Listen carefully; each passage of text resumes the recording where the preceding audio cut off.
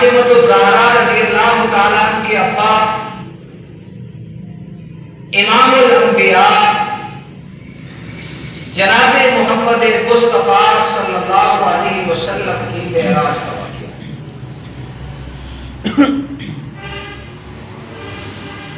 علماء کرام نے لکھا کہ سرور کونین کی عمر مبارک جب 51 سال 8 مہینے اور 20 دن کی ہوئی تو مشہور قول کے مطابق نبوت کے 12ویں سال پروردگار عالم نے 27 رجب المرجب بروز سوموار رات کے مختصر حصے میں اپنے پیغمبر کو روح مال جسد کے ساتھ معراج کرایا۔ یہ ہمارا عقیدہ ہے۔ معراج حضور علیہ السلام کا ایک معجزہ ہے۔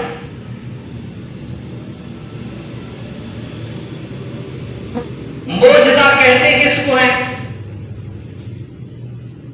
معجزہ وہ ہوتا ہے کہ جو پیغمبر کے ہاتھ میں خلق عادت کا ظاہر ہو اور مخلوق میں سے اور کوئی نہ کر سکے۔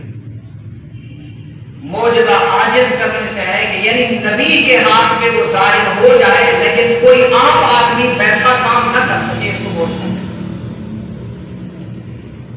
اس کے مقابلے میں کرامت ہوتی ہے۔ آپ حضرات ذہن میں رکھیں کہ کرامت ولی کی ہوتی ہے، معجزہ نبی کا ہوتا ہے۔ عام طور پہ آج کل کے زمانہ میں ہمارے لوگ چونکہ ان اصطلاحات سے ناواقف ہیں، اس لیے کوئی انہونی ہو جائے، کوئی عجیب چیز سامنے آ جائے تو کہتے ہیں یار یہ معجزہ ہو گیا۔ حالانکہ یہ لفظ نبی کے علاوہ کے لیے بولنا ٹھیک نہیں ہے، یہ نبی کی خاصیت اور خصوصیت ہے۔ تو معجزہ وہ ہوتا ہے جو نبی کے ہاتھ پہ خلق عادت کا اللہ رب العزت ظاہر فرما دے، اسے معجزہ کہتے ہیں۔ اور اس معجزے کے متعلق ایک اور بات بھی ذہن میں رکھیں کہ معجزہ نبی کی اپنی قدرت اور بس میں نہیں ہوا کرتا۔ جب رب چاہے، اللہ کی مرضی ہو، اس وقت اللہ اپنے نبی کے ہاتھ میں معجزہ ظاہر کر دیتے ہیں۔ اگر نبی چاہے، اس کی مرضی ہو، اور اللہ نہ چاہے تو کبھی بھی ظاہر نہیں ہوتا۔ اور بسا اوقات ایسا بھی ہوتا ہے کہ نبوت کے ہاتھ سے معجزہ ظاہر ہو رہا ہوتا ہے لیکن نبی کو پتہ بھی نہیں ہوتا۔ رب کائنات نے حضرت موسیٰ سے پوچھا ما تلک بیمینک کا یا موسیٰ، اے موسیٰ تیرے ہاتھ میں کیا ہے؟ حضرت موسیٰ علیہ السلام نے فرمایا اللہ یہ عصا ہے۔ تو اللہ رب العزت نے فرمایا اسے زمین پہ ڈال۔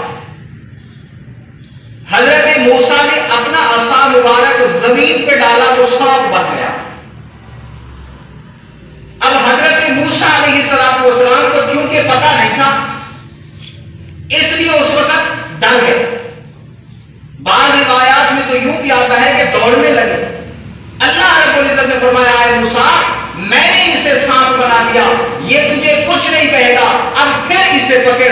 اب رب کے نام کا حکم تھا، موسیٰ نے پھر پکڑا تو پھر عصا بن گیا۔ تو میرے کہنے کا مقصد یہ تھا کہ بسا اوقات نبی کے ہاتھ سے معجزہ ظاہر ہونا ہوتا ہے لیکن اسے پتہ بھی نہیں ہوتا۔ تو معجزہ نبی کی بس و قدرت میں نہیں ہوتا، جب اللہ چاہتے ہیں تو اسے ظاہر فرما دیتے ہیں۔ تو معراج میرے نبی کا معجزہ ہے۔ معراج کا معنی ہے عروج، بلندی۔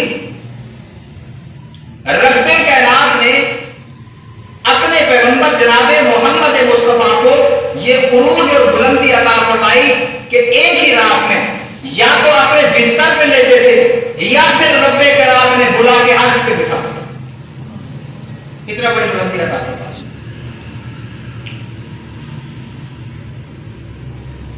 اب معراج اور انبیاء کو بھی ہوا ہے۔ بقیہ انبیاء کا جو معراج ہے وہ بصورت امتحان ہے، اور میرے نبی کا جو معراج ہے یہ بصورت انعام ہے۔ حضرت نوح کشتی میں سوار ہیں، پانی کی موجوں میں سفر کر رہے، یہ حضرت نوح کا معراج ہے لیکن بشکل امتحان۔ حضرت ابراہیم آگ میں چلے گئے، وہاں آگ کے اندر موجود ہیں، یہ حضرت سیدنا ابراہیم کا معراج ہے لیکن بشکل امتحان۔ حضرت اسماعیل چھری کے نیچے آ گئے، یہ اسماعیل کا معراج ہے لیکن بشکل امتحان۔ حضرت عیسیٰ علیہ السلام کو سولی پہ لٹکانے کے لیے قوم لے گئی، حضرت عیسیٰ اس کے لیے تیار ہو گئے، اللہ نے وہاں سے آسمانوں پہ اٹھا لیا۔ اب یہ حضرت عیسیٰ کا معراج ہے لیکن بشکل امتحان۔ جب میرے پیغمبر کی باری آئی، رب کائنات نے سفر کرایا، آسمانوں کی سیر کرائی، اللہ نے حضور کو عرش پہ بلایا۔ یہ حضور کا جو معراج ہے یہ بشکل امتحان نہیں بلکہ بشکل انعام ہے۔ اور انعام کیسے؟ آپ حضرات نے بھی پڑھا ہے، جس وقت کوئی ہونہار بچہ امتحانات میں اول پوزیشن لیتا ہے تو پھر اس وقت اس کے ادارے والے، اس کے اساتذہ کرام، اس کا امتحان لینے والے اسے پوزیشن دیا کرتے ہیں کہ اس نے اول پوزیشن لی ہے لہذا اسے انعام دیا جائے، اور اس انعامات کے لیے مختلف سوسائٹی کے لوگوں کو بلایا جاتا ہے، سیاستدانوں کو بلایا جاتا ہے، وہاں کے بڑے لوگوں کو بلایا جاتا ہے، ایک تقریب قائم کی جاتی ہے، اس کے سامنے اسے انعام دیا جاتا ہے۔ رب کائنات نے بھی اپنے پیغمبر سے امتحان لیے،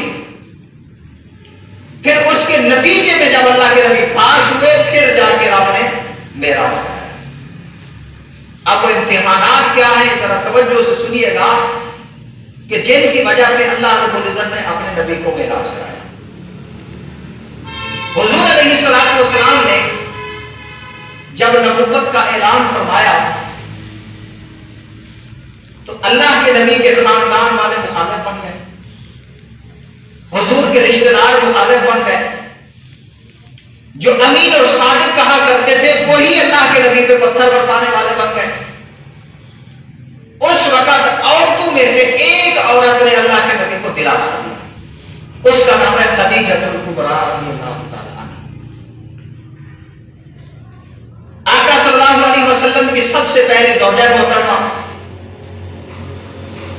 اور حضور کو ان سے بے حد محبت تھی۔ آپ ان سے اللہ کے نبی کی محبت کا اندازہ یوں لگا سکتے ہیں کہ ایک مرتبہ حضرت خدیجہ رضی اللہ تعالیٰ کی بہن حضور کے دروازے پہ آئی اور اس نے آواز لگائی تو اللہ کے نبی اپنی زوجہ محترمہ جو فوت ہو چکی تھی اس کی بہن کی آواز سن کے خوش ہو گئے اور ان کے استقبال کے لیے کھڑے ہو گئے۔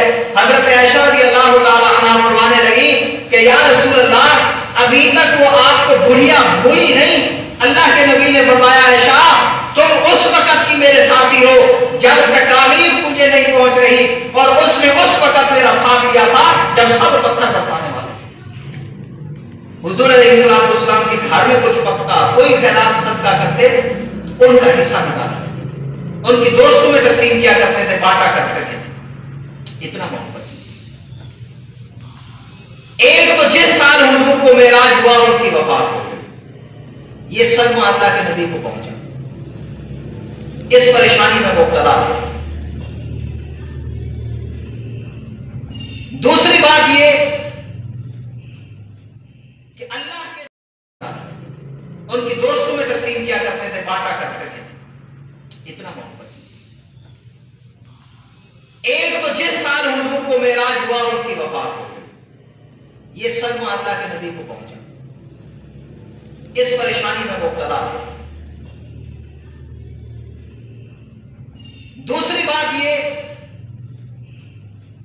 کہ اللہ کے نبی کے بہت ہی خیال رکھنے والے خیر خواہ چچا ابو طالب ان کا بھی اسی سال میں انتقال ہو گیا۔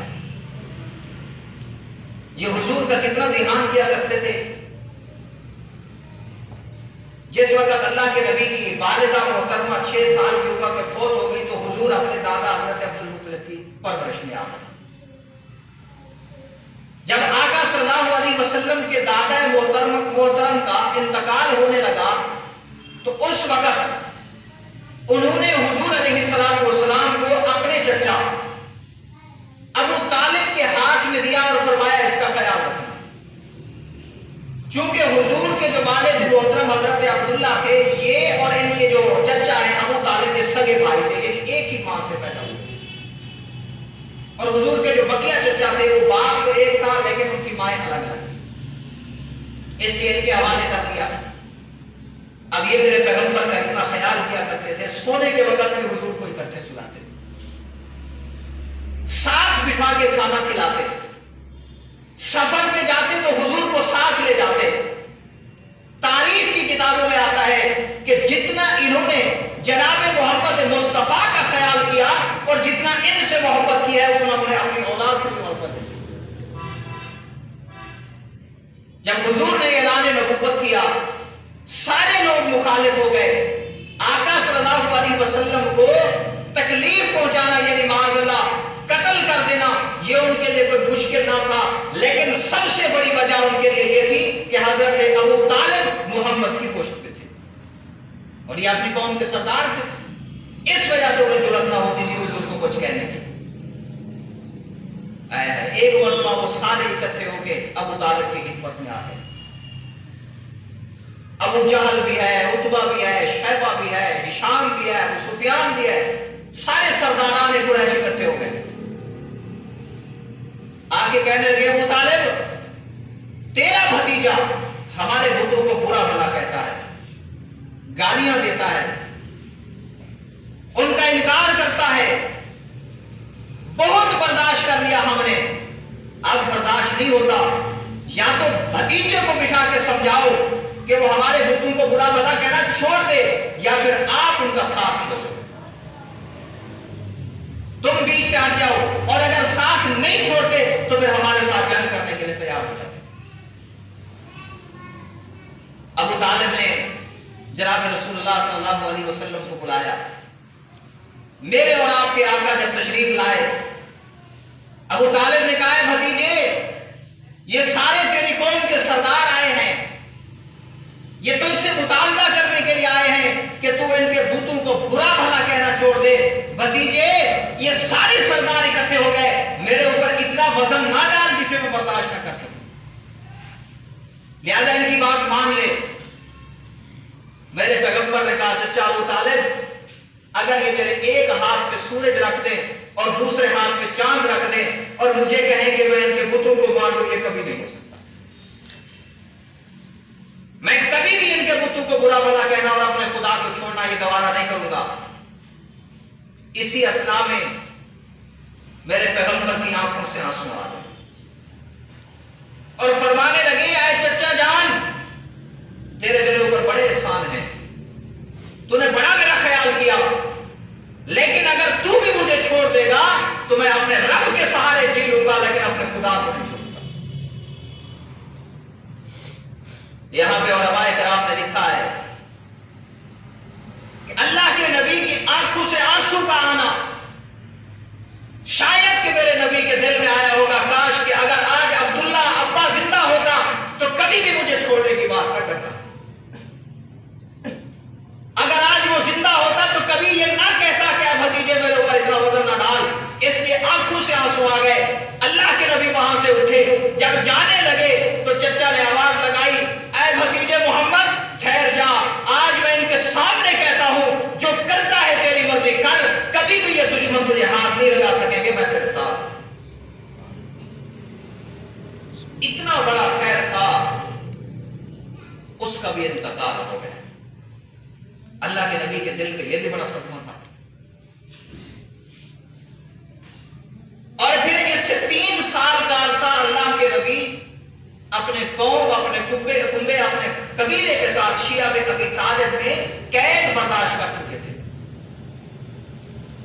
یعنی یعنی ان کی وفات سے پہلے جو 3 سال گزرے تھے وہ سارے عرب والوں نے یہ مشورہ کر لیا تھا کہ اب محمد صلی اللہ علیہ وسلم کی قوم والے چونکہ ہماری بات نہیں مانتے، ہمارے بتوں کو برا بھلا کہتے ہیں، لہٰذا ان کے ساتھ خرید و فروخت، ان سے کوئی چیز لینا انہیں بیچنا ترک کر دو، چھوڑ دو، ان سے کلام کرنا چھوڑ دو، ان سے رشتہ داری چھوڑ دو، ان کے ساتھ اٹھنا بیٹھنا چھوڑ دو، یہ خود بخود تنگ ہو جائیں گے اور محمد کی مخالفت پہ اتر آئیں گے۔ ابو طالب کافر ہونے کے باوجود، حضور پر ایمان نہ لانے کے باوجود، پھر بھی ان قید و بند اور سوگدو کے اندر اپنے بھتیجے کے ساتھ رہا اور 3 سال تک وہاں پہ یہ قید رہے۔ کھانے کے لیے کچھ نہیں ہوا کرتا تھا، پینے کے لیے کچھ نہیں ہوا کرتا تھا۔ ایک صحابی کہتے ہیں اس وقت ہم پتے کھایا کرتے تھے، اور فرمایا ایک دن ایک چمڑا میرے ہاتھ لگا، میں نے اسے دھویا، جلایا، اسے راکھ بنا کے میں نے پھاگ کے اوپر پانی پی لیا، آج تک مجھے پتہ نہیں وہ کس چیز کا چمڑا تھا۔ بھوک کی وجہ سے یہ حالت تھی۔ اب اتنا بڑا خیر تھا، جب اس کا انتقال ہو جائے تو بڑا دکھ ہوتا ہے۔ اور پھر اسی سال اللہ کے نبی جناب محمد مصطفیٰ جب خدیجہ بھی چلی گئی، ابو طالب بھی چلے گئے، قوم ساری مخالف ہو گئی، دل میں خیال آیا طائف جاؤں، وہاں جا کے وہاں کے جو سردار ہیں انہیں دعوت دوں، اگر وہ میرے ساتھ ہو گئے تو دین اور اسلام کو تقویت اور قوت مل جائے۔ اللہ کے نبی وہاں تشریف لے گئے، ایک آس کے ساتھ، ایک امید کے ساتھ، لیکن جب وہاں پہنچے جنہیں شریف سمجھ کے گئے تھے وہ کبھی نہ نکلے، جن کے آسرے پہ گئے تھے انہوں نے بے سہارا حضور کو چھوڑ دیا، جن کے پاس ایک امید لگا کے گئے تھے کہ مہذب لوگ ہیں، بدتمیزی پہ اتر آئے۔ میرے نبی کو اس وقت گالیاں دی، اللہ کے نبی کے پیچھے اوباش لڑکوں کو لگا دیا، انہوں نے حضور کو پتھر مارے، میرے پیغمبر کے جسم اتھر سے خون کے پھوارے نکلنے لگے، فرمایا اتنا پتھر لگے کہ میرا جوتا مبارک بھی خون سے اس وقت تر ہو چکا تھا اور پھل ہو گیا۔ ایک مرتبہ حضرت عائشہ نے پوچھا یا رسول اللہ، آپ کو اس نبوت کے عرصے میں کبھی کوئی ایسی بھی تکلیف آئی ہے کہ جسے آج تک آپ نہ بھولیں؟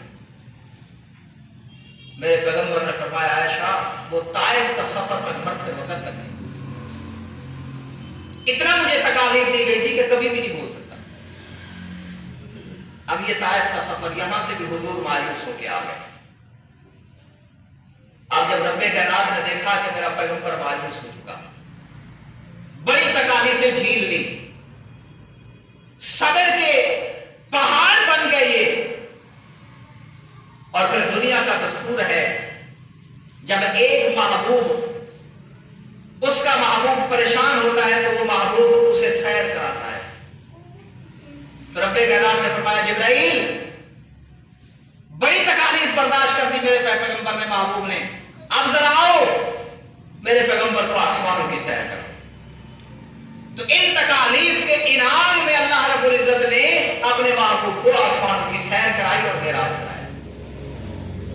حضرت مولانا عبد الشکور دین پوری رحمہ اللہ وہ اپنی محبت کے انداز میں جملہ فرمایا کرتے تھے، وہ فرماتے ہیں کہ زلیخا کو